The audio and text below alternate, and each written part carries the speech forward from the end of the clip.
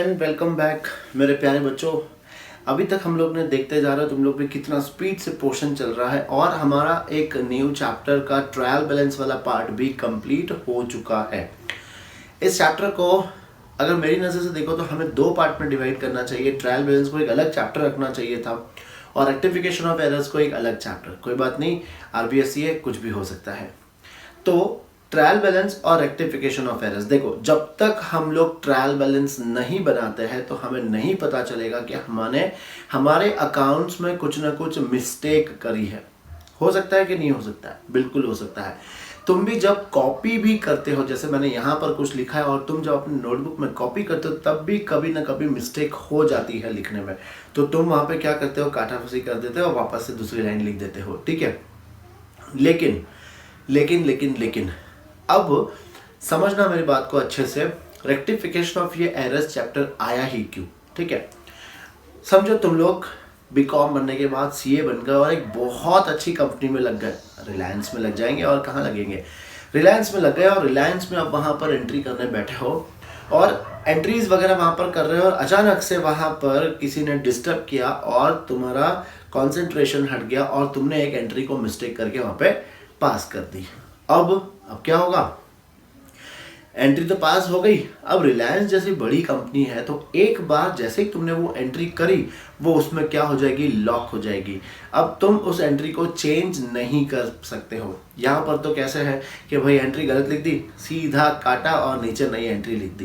पर real life में हम लोग जब बड़े बड़े सॉफ्टवेयर्स वगैरह यूज करते हैं तो एक बार अगर हमने वो एंट्री कर दी तो उसके बाद उसको रेक्टिफिकेशन करने के लिए हमें एक रेक्टिफिकेशन एंट्री पास करनी पड़ती है। जो ओरिजिनल एंट्री है वो वैसे ही रहेगी, उसको सुधारने के लिए हम लोग क्या करते हैं, एक एंट्री पास करते हैं। अब वही हमें सीखना है कि ये एंट्री कैसे पास करेंगे, क्या होता है रेक्टिफिकेशन ऑफ एरर्स। ये सारी चीज़ें हम लोग पढ़ेंगे हमारे नेक्स्ट 15-20 मिनट में। होप तुम्हें ये चैप्टर भी बहुत अच्छे से समझ में आ जाएगा। और फिर से एक बार कह रहा हूँ फ्रेंड्स कि अगर तुम लोग यहाँ पर डायरेक्टली मेरा वीडियो अगर रेक्टिफिकेशन ऑफ एरर्स देख रहे हो तो ये गलती बिल्कुल मत करना। जाओ, सारे वीडियोस तुम्हारे मेरे इस क्या बोलते हैं उसको चैनल पर है, तुम जाकर देखो, एक एक वीडियोस देखो और लाइन से सारे चैप्टर्स को पढ़ते जाओ।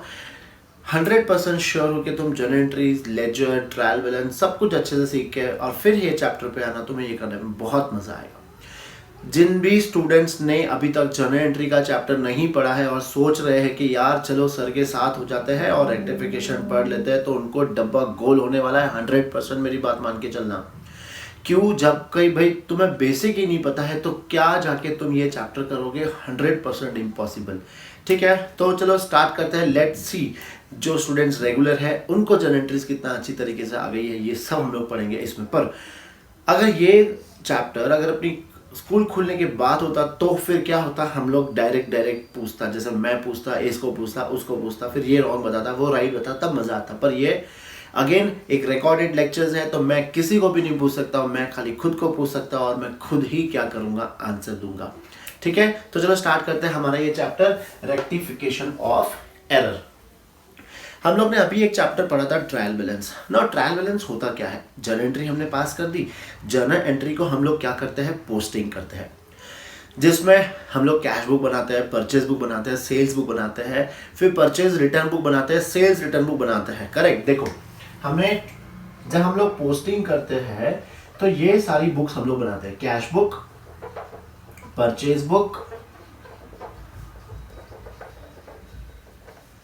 परचेज रिटर्न बुक, फिर हम बनाते हैं sales book, sales return book, और फिर बनती है जर्नल प्रॉपर। ये जर्नल प्रॉपर क्या है, तो जो एंट्रीज हम लोग इन सारी बुक्स में नहीं पास करते हैं वो हम लोग कहाँ लिखते हैं, तो जर्नल प्रॉपर में लिखती है। तो ये हमारी सब बुक्स हो गई ओरिजिनल बुक्स ऑफ एंट्रीज। ना यहाँ से हम लोग क्या करते हैं, पोस्टिंग करते हैं। पोस्टिंग करते हैं इसका मतलब हम क्या बनाते हैं, लेजर्स बनाते हैं। ठीक है, हम लोग क्या बना रहे हैं, लेजर्स बना रहे हैं। अब समझना अच्छे से, अगर मैंने यहीं पर मिस्टेक कर दी तो क्या होगा, ये मिस्टेक कहां पर जाएगी, लेजर में जाएगी। और लेजर के बाद अभी तुम लोग ने क्या सीखा था, क्या बनाया था तुम लोग, ट्रायल बैलेंस। तो तो वो ट्रायल बैलेंस तुम्हारा लास्ट में टैली नहीं होगा, और जैसे ही ये टैली नहीं हुआ तुम्हें पता चल जाएगा कि हम लोग ने कुछ ना कुछ मिस्टेक करी है। ठीक है, अब तुम्हें ये फाइंड करना है कि क्या हमने ओरिजिनल बुक्स में एंट्री करी है, या फिर पोस्टिंग में एंट्री करी है, या फिर यहां से सिर्फ लेजर बैलेंस लिखने में गलती करी है, वो तुम्हें पहचानना है। ठीक है, तो स्टेप्स क्या है, बहुत सिंपल से है कि ट्रायल बैलेंस टैली नहीं हुआ है तो क्या करोगे तुम लोग, फिर से टोटल करो, वही हम लोग करते हैं, और लकीली एक अगली बार में क्या हो जाता है, टैली हो जाता है। अच्छी बात है ये तो ट्रायल बैलेंस को हम लोग फर्स्ट टोटल करेंगे, नहीं हुआ टैली। सेकंड हम लोग क्या चेक करेंगे कि भाई लेजर से जो बैलेंसेस आए थे वो क्या हम लोग ने प्रॉपर अमाउंट लिखा है, और क्या हम लोग ने प्रॉपर साइड में लिखा है, डेबिट को क्रेडिट या फिर क्रेडिट को डेबिट तो नहीं कर दिया है, ये सेकेंड ऑप्शन है। ये भी सही नहीं हुआ तो फिर हम लोग क्या चेक करेंगे, पोस्टिंग के जो जर्नल एंट्रीज है या फिर जो हमारी ओरिजिनल बुक से जो पोस्टिंग हुई है क्या वो हमने गलत किया है, वो चेक कर लेंगे। और नहीं तो फिर लास्ट हमने क्या किया होगा, पहले से स्टार्टिंग से ही बेसिक हम लोग ने गलती करी होगी, वो सारा हमें देखना होगा। उसके बाद ये ट्रायल बैलेंस हमारा हमेशा क्या हो जाएगा, टैली हो जाएगा, और उसके बाद ही हम लोग क्या बनाते हैं, फाइनल अकाउंट्स बनाते हैं। फ्रेंड्स, इसके बाद एक बहुत अच्छा टॉपिक आने वाला है, फाइनल अकाउंट्स, जो हर बिजनेस के लिए कंपलसरी है। क्यों? बिकॉज सी अगर कोई भी बिजनेस कर रहा है, जैसे मैं भी अगर बिजनेस कर रहा हूँ तो मैं क्यों करूँगा बिजनेस, लोगों की सहायता के लिए, वो तो मुझे करना ही है, लेकिन अपनी भी तो फैमिली है, उसका भी तो खर्चा है, सब कुछ देखना है हमें। तो हम बिजनेस करते हैं प्रॉफिट कमाने के लिए, और अगर मैं बिजनेस कर रहा हूँ और मुझे प्रॉफिट नहीं हो रहा है तो वो क्या मुझे बिजनेस करना चाहिए? बिल्कुल नहीं करना चाहिए। कैसे पता चलेगा? जब हम लोग फाइनल अकाउंट्स बनाते हैं तब हमें पता चलता है कि भाई सुमित भैया आपके इतने प्रॉफिट हुआ है या फिर इतने लॉस हुआ है। प्रॉफिट हुआ, चल भाई और आगे बढ़ेंगे हम लोग और प्लस करते जाएंगे। लॉस हुआ, सोचेंगे क्या बिजनेस चेंज कर देते हैं या फिर कुछ नए तरीके अपनाएंगे जहां से हमें प्रॉफिट्स होना स्टार्ट हो जाए। तो ज़्यादा हो रहा है लेक्चर आज, नहीं ना? हाँ, तो देखो, तो अब ये है rectification of errors. Now example, एक छोटा सा एग्जांपल देते हैं हम लोग। मैंने गुड्स परचेज किया जयंत से, गुड्स परचेज्ड फ्रॉम जयंत, और ये मैंने परचेज किया था 10,000 का। बताओ फटाफट एंट्री क्या आएगी? यस, वो वहां बैठा है, वो तो बता बता बता बता। हाँ, किधर देख रहा था तू? अच्छा बताओ। मैं ऐसे ही होगा जब हमारी online face to face class होगी, लेकिन अभी कोई नहीं है, सिर्फ मैं हूँ, बस मैं दिख रहा हूँ। तो हाँ भाई पूछो मुझे क्या एंट्री पास करेंगे इसकी, तो मैं बताऊंगा purchase account debit to Jayant account. Correct है, purchase account debit to Jayant account, entry correct है। अमाउंट कितना है? 10,000, लेकिन रात का अंधेरा था और लाइट्स बराबर चमक नहीं रही थी, तो मुझे ये उसमें एक जीरो दिखाई नहीं, तो मैंने अमाउंट कितना लिख दिया? 1,000। तो मैं सबको बता रहा हूँ ये मुझे फुल मार्क्स मिलने वाले, मैंने सारी एंट्री प्रॉपर की है, लेकिन क्या ये एंट्री करेक्ट है? नहीं। क्यों? एंट्री करेक्ट है लेकिन अमाउंट गलत है, तो ये एक टाइप का एरर है। अब तुम तो क्या करोगे, सीधा तुम्हारे पास बुक से सर ने बोल दिया कि गलत है, तो तुम लोग क्या करोगे, सीधा इसको एक एक जीरो बढ़ा देंगे। सर कहाँ एरर है बताओ, देखो सर 10,000 ही लिखा है। लेकिन मैं वापस बता रहा हूँ फ्रेंड्स, ये मिस्टेक्स कहाँ होती है? जब हम एक्चुअल रियल लाइफ में जाते हैं और जब किसी सॉफ्टवेयर पे हम लोग काम करते हैं, और उस अगर समझो मैंने ये एंट्री एक सॉफ्टवेयर में करी होती और वो एंट्री करने के बाद लॉक कर दी होती, तो क्या अब हम लोग ये कर पाते थे? नहीं। अब तुम्हें सीखना है कि कैसे इस एंट्री को हम लोग रेक्टिफाई करेंगे। ठीक है, सीखना है ना सबको, मजा आएगा, बहुत मजा आएगा। इसके लिए तुम्हें इसकी ओरिजिनल एंट्री वो लिखनी होगी, रॉन्ग एंट्री तुमने पास क्या करी है वो लिखनी होगी, और तीसरा तुम लोग फाइंड करोगे सर ये लो तुम्हारी रेक्टिफिकेशन एंट्रीज। ठीक है, चलो स्टार्ट करते हैं आगे हम लोग।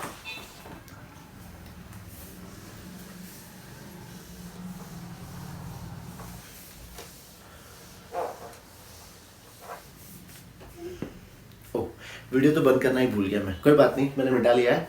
कंटिन्यू करते हैं हम लोग। तो अब एरर्स में भी अलग अलग टाइप की एरर्स होती है। जैसे मूवीज, तो मूवीज में मसाला मूवीज होगी, फाइटिंग मूवीज होगी, रोने धोने वाली होगी, लव वाली होगी, वगैरह वगैरह वगैरह। तो वैसे ही एरर अलग अलग टाइप की, जिसके जो मर्जी आएगा वो एरर करेगा।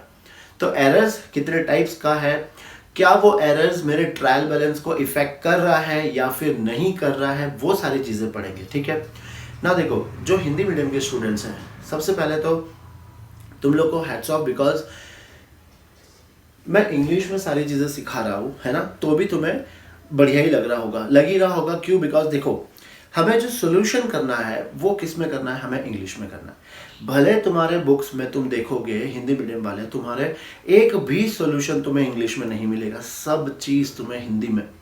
तो आगे जाके हमें ये नहीं करना, बिकॉज जैसे ही तुम 12th में जाओगे या फिर आगे पढ़ोगे तो तुम्हें जो सोल्यूशन है वो भी किस में करना होगा, इंग्लिश में करना। तो अभी से ही क्यों ना उस चीज़ की हैबिट बनाए हम लोग, और जो वर्ड्स आते हैं मैक्सिमम ट्राई करो तुम लोग भी कि वो सब तुम्हें इंग्लिश में याद हो जाए अच्छे से, ठीक है।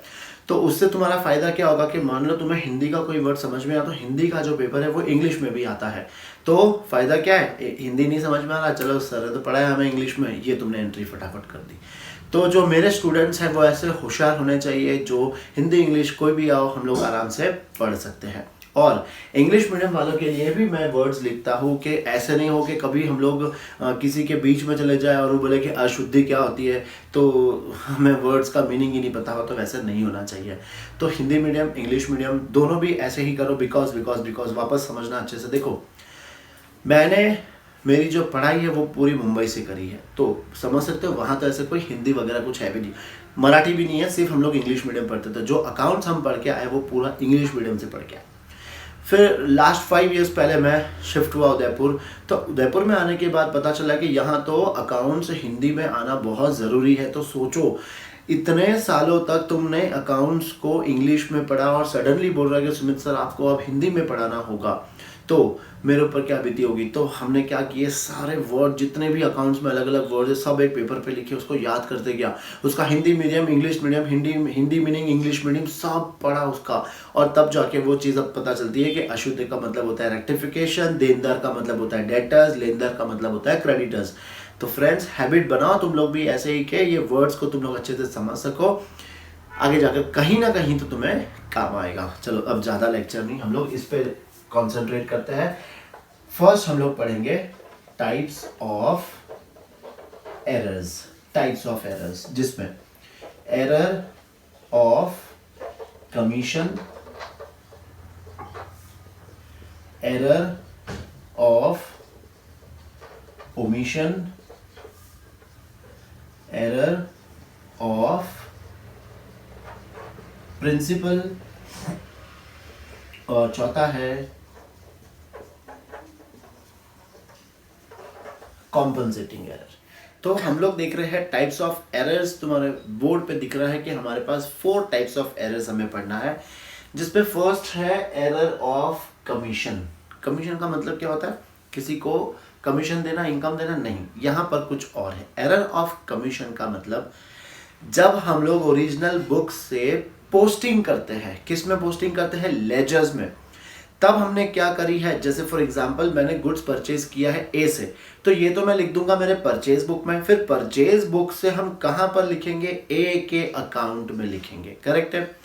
तो जब मैं अपनी ओरिजिनल बुक से ए के अकाउंट में पोस्टिंग कर रहा था, तो ए के अकाउंट को क्रेडिट करना था, मैंने ए के अकाउंट को डेबिट कर दिया। मुझे ए के अकाउंट में 10,000 लिखने थे, लेकिन मैंने ए के अकाउंट में 1,000 लिख दिया। ए के अकाउंट में लिखना था, गलती से बी के अकाउंट में लिख दिया। समझ में आ रहा है, टोटलिंग रॉन्ग कर दी, कैरी फॉरवर्ड रॉन्ग कर दिया, ये सारी मिस्टेक्स हम लोग क्या बोलते हैं, एरर ऑफ कमीशन, लेख अशुद्धियां, मतलब अकाउंट में लिखने में हमने गलत कर दी है।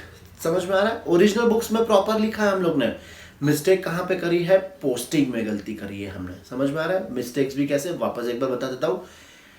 ए के डेबिट में लिखना था, ए के क्रेडिट में लिख दिया। ए के डेबिट में अमाउंट लिखना था 1000, ए के डेबिट में अमाउंट लिख दिया 10,000। ए के डेबिट में 1000 लिखना था, ए के क्रेडिट में 10,000 लिख दिया। ए के डेबिट में लिखना था, लिख दिया बी के डेबिट में। ऐसे एरर्स, इसको हम लोग क्या कहते हैं, एरर ऑफ कमीशन। फिर है एरर ऑफ ओमिशन, लोप अशुद्धियां, ये तो समझ में आ रहा है। एरर ऑफ ओमिशन, ओमिशन का मतलब क्या होता है, भूल जाना, मतलब वो एंट्री हमने लिखी ही नहीं।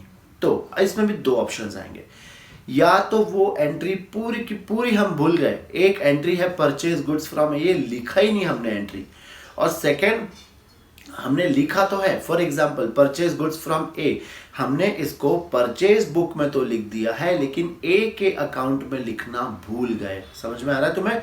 तो ये कौन सी है? Error of omission. ओमिशन का मतलब या तो हम पूरी एंट्री भूल चुके हैं या तो हम पार्शियल, मतलब या तो मैंने डेबिट इफेक्ट लिखा है या तो मैंने क्रेडिट इफेक्ट लिखा है। समझ में आ रहा है? तो ये हो गया मेरा एरर ऑफ ओमिशन। बहुत इजी है ऐसे तो। एरर ऑफ प्रिंसिपल, प्रिंसिपल तुम्हारे स्कूल के प्रिंसिपल नहीं। एरर ऑफ प्रिंसिपल का मतलब क्या होता है? हमें अकाउंट्स बनाते समय हमें कुछ प्रिंसिपल्स का फॉलो करना होता है, प्रिंसिपल्स फॉलो करने होते हैं और मैंने क्या कर दिया, उसमें गलतियां कर दी है। एग्जाम्पल इसमें बहुत सिंपल है, इसमें दो ही टाइप के आएंगे। मैंने कोई एसेट खरीदा और मैंने उसको क्या मान लिया? खर्चा। और मैंने कोई खर्चा किया है और मैंने इसे क्या मान लिया है? एसेट। बस ये दो टाइप की एरर हम लोग करेंगे। मैंने कोई एसेट खरीदा है, फॉर एग्जांपल मैंने कोई बिल्डिंग खरीदी है तो वो मेरे लिए एसेट है, पर मैंने उसको क्या मान लिया? एक्सपेंस। मैंने कोई खर्चा किया था पर मैंने उसको क्या मान लिया? एसेट। तो इसको हम लोग क्या कहेंगे? Error of principle. देखो फिलहाल हम लोग यही सीख रहे हैं कि एरर की टाइप्स कितनी होती है, उसको रेक्टिफाई कैसे करना है वो हम लोग बाद में सीखेंगे। सारी चीज एक साथ नहीं मिलती है ना। फिर है कॉम्पनसेटिंग एरर। कॉम्पनसेटिंग एरर, हम लोग बोलते हैं ना कि सर इस टेस्ट में कम आया है, अगले टेस्ट में मैं कॉम्पनसेट कर दूंगा। सही है, इस टेस्ट में 8 आया है तो अगले टेस्ट में मैं और ज़्यादा लेके आ जाऊंगा। तो सर आप बोलोगे कि हाँ चलो कॉम्पनसेट कर दिया, पिछली बार कम आया था तो इस बार ज़्यादा आ गया। तो यहाँ पर भी क्या होता है, एक एरर हो गई मुझसे पहले, उससे क्या होगा कि मेरा डेबिट साइड का ज़्यादा हो गया, तो अब ये एरर है क्योंकि ट्रायल बैलेंस टैली होगा ही नहीं, क्योंकि सिर्फ डेबिट साइड का ही मैंने लिखा है, क्रेडिट लिखना भूल गया। फिर से जब नेक्स्ट एंट्री कर रहा था उसमें भी एक एरर हो गई और उसमें हमने क्रेडिट साइड का लिख दिया, डेबिट साइड का लिखा ही नहीं। तो इसमें क्या हुआ था, इसमें मैंने क्रेडिट नहीं लिखा था, इसमें क्या हुआ, मैंने डेबिट नहीं लिखा, लेकिन दोनों ने क्या कर दिया आपस में, मेरी ट्रायल बैलेंस को ही टैली कर दिया। मतलब एक गलती पहले की और फिर दूसरी गलती भी की, उससे मेरी पहले वाली गलती भी क्या हो गई, सुधर नहीं गई, छुप गई, कॉम्पनसेट हो गई। तो इस गलती को, इन ऐसे एरर्स को हम लोग क्या कहते हैं, कॉम्पनसेटिंग एरर्स। ठीक है, ये कब होगा, जब दोनों एरर जो हमने करी है वो सेम अमाउंट की करी है, तभी उसको हम लोग कह सकते हैं कि ये कॉम्पनसेटिंग एरर है। अदरवाइज हम लोग इसको कौन सा एरर बोलेंगे, एरर ऑफ कमीशन। तो समझ में आया? तो एरर्स कितने टाइप की होती है, 4 टाइप्स की। एरर ऑफ कमीशन, जिसमें हम लोग ने लिखा तो है लेकिन रॉन्ग साइड पे लिख दिया है, रॉन्ग अमाउंट लिख दिया है, रॉन्ग अकाउंट में लिख दिया है। एरर ऑफ ओमिशन का मतलब हमने एंट्री लिखना भूल गए हैं या फिर पूरा भूल गए या फिर एक पार्ट हमने लिखा है। तीसरा है प्रिंसिपल, हमने मेन प्रिंसिपल फॉलो ही नहीं किया है। फोर्थ है कॉम्पनसेटिंग, एक एरर हुई दूसरी एरर हुई, दोनों का आपस में कॉम्पनसेट हो गया, उससे मेरा ट्रायल बैलेंस क्या हो गया, टैली हो गया। समझ में आया ना? अब हम लोग देखेंगे कि रेक्टिफिकेशन जो भी एरर्स होती है वो मेरे ट्रायल बैलेंस को कैसे इफेक्ट करती है। देखो एक सिंपल एग्जांपल, अगर मैंने पूरी एंट्री लिखी ही नहीं तो मेरा ट्रायल बैलेंस तो टैली होगा ना। क्यों? मैंने डेबिट भी नहीं लिखा है, मैंने क्रेडिट भी नहीं लिखा है, तो मेरा ट्रायल बैलेंस तो क्या होगा, टैली होगा। तो ये एरर कौन सी एरर होती है, जो मेरा ट्रायल बैलेंस पे इफेक्ट नहीं करती है। और मैंने सिर्फ डेबिट साइड का लिखा, क्रेडिट लिखा ही नहीं, तो क्या होगा, मेरा डेबिट साइड ज़्यादा हो गया। मैंने सिर्फ क्रेडिट साइड को लिखा, डेबिट लिखा ही नहीं, मेरा क्या हो गया, क्रेडिट साइड ज़्यादा हो गया। तो वो एरर्स जो मेरे ट्रायल बैलेंस को इफेक्ट करती है, ये हो गया। 2 चीज़ हमें और पढ़नी है। ठीक है, ये नोट डाउन कर लो पहले।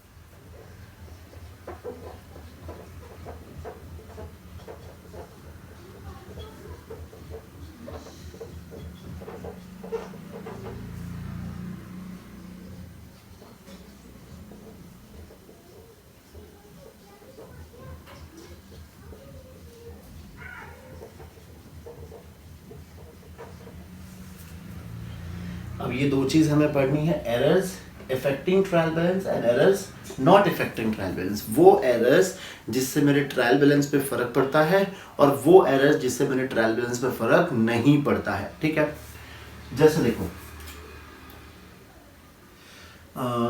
Goods sold to Heena worth ₹10,000 not recorded in books।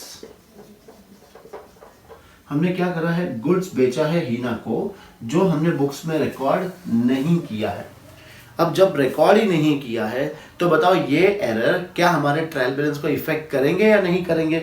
तो ये हमारे ट्रायल बैलेंस को इफेक्ट नहीं करेंगे। क्यों? बिकॉज सिंपल समझना, तुमने ना तो इसमें कोई डेबिट रिकॉर्ड किया है ना कोई क्रेडिट रिकॉर्ड किया है। जब दोनों रिकॉर्ड नहीं किया है तो तुम्हारा ट्रायल बैलेंस लास्ट में क्या होगा? टैली होगा। ठीक है, अमाउंट अलग आएगा लेकिन टैली तो होगा ना, बस हम वो देख रहे हैं। अमाउंट भले अलग आने लेकिन हमारा ट्रायल बैलेंस पे इफेक्ट नहीं होगा।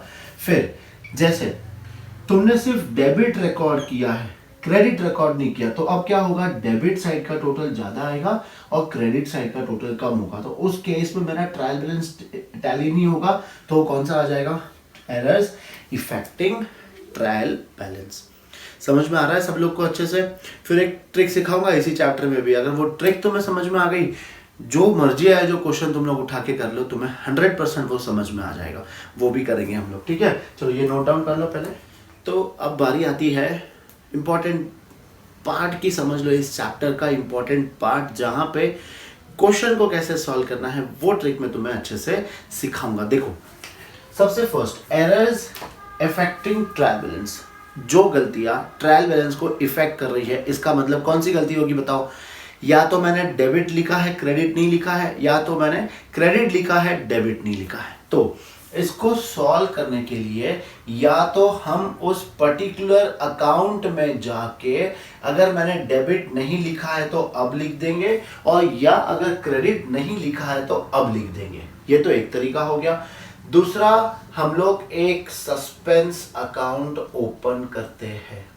हम एक सस्पेंस अकाउंट ओपन करते हैं। जब तुम लोग ट्रायल बैलेंस पढ़ रहे थे तो एक क्वेश्चन में आया था तुम्हारा ट्रायल बैलेंस टैली नहीं हो रहा था, तो जो डिफरेंस था वो हम लोग ने सस्पेंस अकाउंट में ट्रांसफर कर दिया था। मतलब क्या है कि भाई गलती है, सब कुछ कोशिश कर लिया लेकिन फिर भी वो गलती नहीं मिल रही है, तो टेम्पररी हम लोग कहाँ डालेंगे? उसको सस्पेंस अकाउंट में ट्रांसफर कर देंगे। फिर जैसे जैसे हम लोग एरर्स को रेक्टिफाई करते जाएंगे वो सस्पेंस अकाउंट अपने आप क्या होते जाएगा? जीरो हो जाएगा, और हमें पता चल जाएगा कि हमारी जो जितनी भी एरर्स थी वो हम लोग ने सॉल्व कर ली है। ठीक है, जैसे देखो, परचेज गुड्स फ्रॉम हीना, तो एंट्री क्या आएगी? Purchase account debit to Heena account. यही है। मैंने इसे परचेज बुक में लिख दिया। जब परचेज बुक में लिख दिया है मैंने, तो उसका इफेक्ट कहां जाता है? याद करो, एक परचेज बुक में लिख दिया है तो लास्ट में परचेज का टोटल आता है। वो टोटल कहां लिखते हैं हम लोग? परचेज अकाउंट के डेबिट साइड में। मतलब मेरा परचेज प्रॉपरली रिकॉर्ड हो गया, लेकिन जो लेजर पोस्टिंग करनी थी हीना के क्रेडिट साइड में वो हम भूल गए। तो मतलब हीना के अकाउंट में क्रेडिट नहीं हुआ है। तो सिंपल याद रखना, जो नहीं हुआ है वो तुम्हें करना है। रेक्टिफिकेशन का मतलब क्या है? जो नहीं हुआ है वो तुम्हें करना है, जो हुआ है वो नहीं करना है तुम्हें। जो नहीं हुआ है वो तुम्हें करके दिखाना है। ठीक है, जैसे यहां पे हीना का अकाउंट क्रेडिट नहीं हो रहा है तो हम लोग क्या करेंगे? हीना के अकाउंट को क्रेडिट करेंगे। अब ये तो देखो, ये जनरेटरी हवा में लटक रही है। क्यों? इसका पैर तो आ गया, सर है ही नहीं, तो हमें सर लाना पड़ेगा। अब सर किसको डेबिट कर देंगे? ऐसे ही किसी को भी उठा के डेबिट कर देंगे? नहीं, उसके लिए हमने कौन सा अकाउंट खोला है? Suspense account. तो ऐसी जो भी एंट्री है जिसका हाथ है पैर नहीं है, पैर है हाथ नहीं है, उसमें माई बाप बन के कौन आ जाएगा? तो हमारा सस्पेंस आ जाएगा। ये एंट्री हमारी हो गई। ये एंट्री को हम लोग पास करेंगे। इससे क्या होगा? अगर मेरे ट्रायल बैलेंस में सस्पेंस का डिफरेंस दिखा रहा है तो वो खत्म हो जाएगा और हीना के अकाउंट में भी एंट्री हो जाएगी। तो समझ में आ गया तुम्हें? जिसका डेबिट है क्रेडिट नहीं है, जिसका क्रेडिट है डेबिट नहीं है, तो उसमें कौन आ जाएगा? सस्पेंस अकाउंट एंट्री मारेगा वहां पर। ठीक है, ये तो हो गया कौन सा? Errors affecting trial balance. Errors not affecting trial balance का मतलब जैसे अभी मैंने बताया था, एक एंट्री थी बहुत अच्छी थी लेकिन उसको हमने रिकॉर्ड नहीं करी थी, तो क्या हुआ था? कुछ भी नहीं हुआ था। तो अब क्या करेंगे? रेक्टिफाई कैसे करेंगे? उस एंट्री को अब रिकॉर्ड कर देंगे। हो गया रेक्टिफिकेशन। जब एंट्री पूरी अगर हम अब रिकॉर्ड कर रहे हैं तो उसमें डेबिट भी आएंगे और क्रेडिट भी आएंगे। सस्पेंस का बहुत मुश्किल से चांस होता है ऐसी एंट्रीज में आना, अदरवाइज बाकी तो डेबिट भी होगा और क्रेडिट भी होगा, तो वहां पे हमारे सस्पेंस की जरूरत नहीं है। तो खाली क्या करना है तुम्हें? गलती हो गई थी, ठीक है, अब वो एंट्री को पास कर लेंगे। समझ में आया तुम्हें? तो बहुत सिंपल है। अब इंपॉर्टेंट चीज, तो रूल्स याद रखते हैं हम लोग कुछ, ठीक है। तुमने डेबिट ज्यादा कर दिया। अच्छा, एरर्स और भी देख लेते हैं। एरर्स ये करने से पहले थोड़ा सा एरर और देख लेते हैं। देखो ना चुपचाप। समझो तुमने अमाउंट लिखना था डेबिट साइड में 10,000, तुमने अमाउंट लिख दिया 15,000। ये मैं डेबिट की बात कर रहा हूं। तुमको डेबिट साइड में अमाउंट लिखना था 10,000, तुमने लिख दिया 8,000। तुमको क्रेडिट में अमाउंट लिखना था 5,000, तुमने लिख दिया 6,000। तुमको क्रेडिट में अमाउंट लिखना था 5,000, तुमने लिख दिया 4,000। तुमको अमाउंट लिखना था डेबिट में 5,000, तुमने इसको लिख दिया क्रेडिट में 5,000। तुमको अमाउंट लिखना था क्रेडिट में 5,000, तुमने लिख दिया इसको डेबिट में 5,000। ज्यादा फास्ट तो नहीं बोल रहा मैं, एकदम इजी है। क्या है देखो, फर्स्ट केस में देखना तुम लोग ने डेबिट ज्यादा लिख दिया है, करेक्ट। तुम लोग ने सेकेंड केस में डेबिट कम कर दिया है। थर्ड केस में तुमने क्रेडिट ज्यादा कर दिया है। फोर्थ केस में तुमने क्या कर दिया है, क्रेडिट को कम कर दिया है। फिफ्थ केस में तुमने क्रेडिट को डेबिट कर दिया है और नेक्स्ट केस में क्रेडिट को डेबिट कर दिया है। ये तुमने गलती कर दी है, यही होगा, इसके अलावा तो कुछ होगा ही नहीं, ठीक है। ये सब पढ़ रहे थे हम लोग, नाम सब ये सब थियरी में काम आएंगे, लेकिन जो प्रैक्टिकल होगा वो सब इसी के बेस पे होगा। कैसे देखो, अगर तुमने डेबिट ज्यादा कर दिया है तो अब क्या करेंगे, ये दो हाथ देखना, मारूंगा नहीं रे बाबा, ये हाथ देखो, ये है मेरा, ये है डेबिट, ये डेबिट लेते हैं, ये क्रेडिट लेते हैं, ठीक है।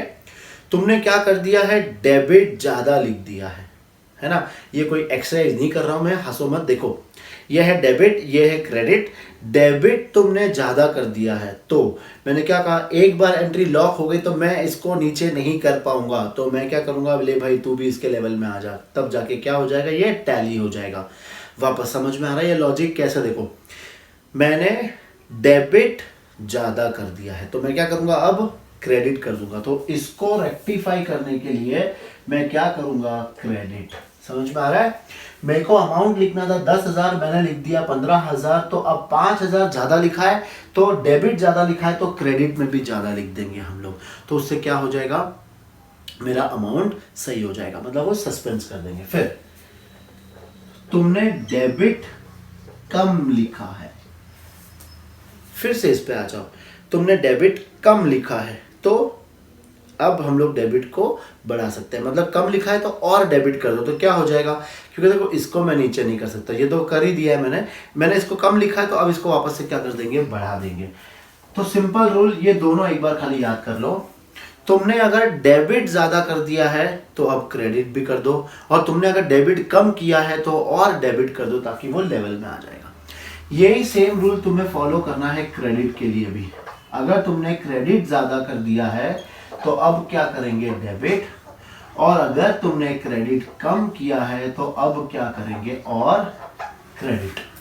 ठीक है, ये चारों का रूल तो समझ में आ गया। फिर तुमको करना था डेबिट, तुमने कर दिया क्रेडिट, गड़बड़ घोटाला कर दिया, तो ये तो गलत है, तुम्हें क्रेडिट तो करना ही नहीं था। तो अब क्या करना पड़ेगा, तुम्हें फिर से डेबिट करना पड़ेगा और अमाउंट को तुम्हें प्लस करके लिखना पड़ेगा। क्योंकि देखो, किसी लेजर में समझो ये ए का अकाउंट है, ए के अकाउंट में तुम्हें डेबिट में लिखना था 5,000, समझना अच्छे से, ए के तुम्हें डेबिट में लिखना था 5,000, तुमने गलती से डेबिट में नहीं लिखकर 5,000 कहां लिख दिया, गलती से क्रेडिट में लिख दिया। गलत किया ना, ए के डेबिट में आना चाहिए था। तो कैसे करेंगे, तो मैं सुधारने के लिए चलो यहाँ पर 5,000 लिख देता हूँ। तो क्या होगा, देखो 5,000 तो कट हो गया, तो इस अकाउंट में इफेक्ट कहाँ से आएगा, तो एक बार और 5,000 करना पड़ेगा, मतलब अमाउंट को हमें प्लस करके लिख देना है। मतलब अगर सेम अमाउंट से गलती करी है तो अमाउंट को क्या कर देंगे, डबल कर देंगे, और अगर गलत अमाउंट से करी है तो अमाउंट को हम लोग प्लस करके लिख देंगे। वो भी एग्जाम्पल देखते हैं, चलो देखो। हमें ए के डेबिट में लिखना था 5,000, पर मैंने ए के क्रेडिट में लिख दिया 6,000, गलत लिख दिया। पहले तो अमाउंट भी गलत लिख दिया और साइड भी गलत लिख दिया। अब क्या करेंगे, पहले ये 6 को डेबिट करेंगे, मतलब जो गलती करी थी पहले उसको सुधार दी, अब जो सही लिखना था वो लिख देंगे 5000। तो इसका मतलब इसका रेक्टिफिकेशन कैसे करना है, ए के अकाउंट को डेबिट कर दो 11000 से। समझ में आ रहा है? अगर सेम अमाउंट से गलती करिए तो अमाउंट को डबल कर दो, अलग अलग अमाउंट से अगर गलती करिए तो अमाउंट को प्लस करके लिख दो। अब ऐसे ही इन सब में भी देख लो एक बार, तो तुम्हारा शायद डाउट पूरा क्लियर हो जाएगा। देखो यह है ए का अकाउंट। फर्स्ट क्या है, ए के अकाउंट में तुम्हें लिखना था 10000, पर गलती से तुमने कितना लिख दिया, 15000 गलत कर दिया, ए के अकाउंट को गलत कर दिया। अब गलत कैसे, हम इसको 10 नहीं कर सकते, तो क्या करेंगे, यहाँ पे 5 कर लो, तो 15 - 5 हो गए रेक्टिफिकेशन एंट्री। तो तुमने क्या की रेक्टिफिकेशन में, अगर तुमने ज्यादा डेबिट कर दिया है तो अब क्या करेंगे, क्रेडिट। बस वो मैं समझाना चाह रहा था, समझ में आया? फिर नेक्स्ट, ए में तुम्हें कितना लिखना था, 10000 लिखना था ए के अंदर, लेकिन तुमने कितना लिख दिया, सिर्फ 8 लिखा। तो अब 10 लिखना था ना, तो 8 ही लिखा है, तो अब क्या करो 2000 और लिख दो। मतलब अगर तुमने कम डेबिट किया है तो और डेबिट करके उसको अमाउंट को सही कर देंगे। होप तुम्हें समझ में आ रहा है अच्छे से। तो रूल को याद करते हैं, चलो।